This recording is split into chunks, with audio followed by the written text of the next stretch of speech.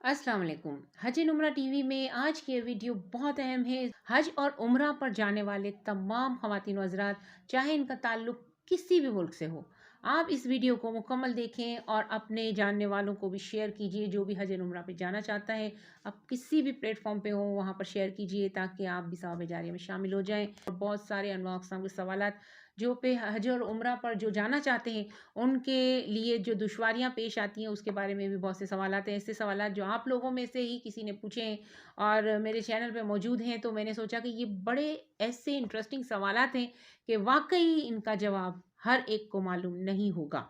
एक सवाल किया है शाहज़ैन शाह ने। शाहज़ैन ने ये सवाल किया है, अगर कोई एहराम बांध ले और नियत भी कर ले, फिर सीधा होटल जाकर एहराम उतार दे, तो क्या दम वाजिब होगा? क्या इस तरह हो सकता है?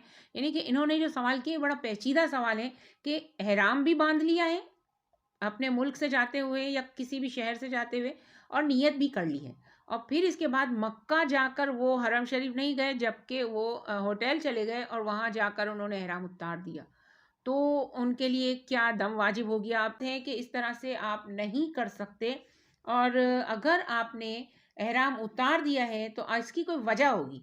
अगर आपकी कोई वजह नहीं है, आपने बिला वजह एहराम उतार दिया, तो ये तो आपने मजाक की है।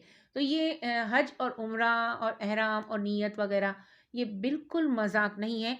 और आप लोग इस बात को समझें कि आपने अगर नीयत कर ली है तो आपको उस नीयत के बाद आप पर सारी एहराम की पाबंदियाँ लागू हो जाती हैं, चाहे आपने हज की नीयत की है, चाहे आपने उम्रा की नीयत की है। अगर बिला वजह, किसी वजह के बगैर आप होटल जाके एहराम उतार देते हैं और ईज़ी हो जाते हैं, तो ये आप पर बहुत बड़ा दम वाजिब होगा। आप इसके लिए किसी मुफ्ती से फ़तवा लें और आप देखें, पूछें कि भाई इसके ऊपर कितना बड़ा दम है, और ये तो बहुत गुनाह का काम है, और अगर आपने ऐसे किया है तो ये बहुत गलत है। लेकिन अगर आपने ये इस वजह से किया है कि आपके कपड़े गंदे हो गए या आपके कपड़ों पे कोई गलाज़त लग गई, यानी कि आपके जो एहराम था उस पे कोई गलाज़त लग गई, चाहे वो मर्द हो चाहे औरत। अगर आपके कपड़े गंदे हो गए, फट गए, या किसी इसी वजह से आप एहराम चेंज करने के लिए होटल गए हैं, तो फिर कोई मसला नहीं है। ये आपकी नीयत में कोई ऐसा कोई फ़ुतूर नहीं था। आपने अपने एहराम को चेंज करना है तो चेंज किया जा सकता है। याद रखिएगा, एहराम उतारा नहीं जा सकता, यानी कि आप एहराम को उतार कर ईज़ी नहीं हो सकते, इसका मतलब ये है। लेकिन एहराम को चेंज किया जा सकता है, आप उस एहराम की जगह पे दूसरा एहराम चेंज कर लें। हज में वैसे भी 2 से 3 एहराम लोग साथ रखते हैं, क्योंकि वहाँ पे 4-5 दिन का सफ़र होता है, तो उसमें एहराम लोग गंदा हो जाता है रमी के वक़्त या किसी भी, तो एहराम को चेंज करके दूसरा एहराम चेंज कर लें। अगर लेडीज़ हैं तो शलवार कमीज़ बुर्का चेंज कर लें, अगर आदमी हैं तो मर्द हज़रात हैं तो वो अपनी दोनों चादरें चेंज करके दूसरी 2 चादरें पहन लें।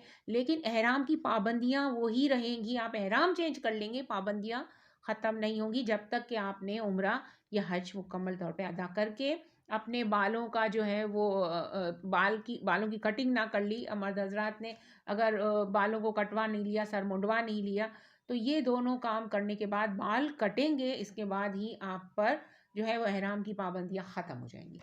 ये एक बहुत ही अहम सवाल था और इसका जवाब मैंने आपको इस वीडियो में दिया है।